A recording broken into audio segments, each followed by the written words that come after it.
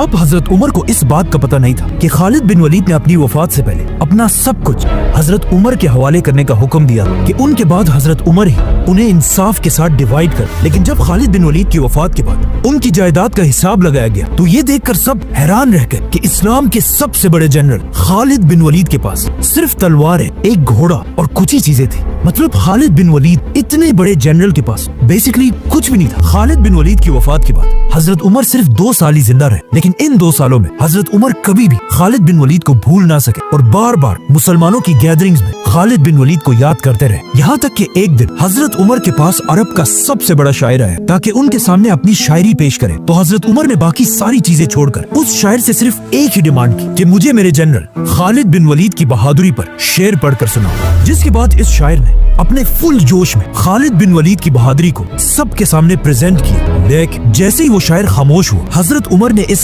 अरब के सबसे बड़े शायर से कहा कि तुम्हारे सारे अल्फाज ने मिलकर भी खालिद की बहादुरी के साथ इंसाफ नहीं किया।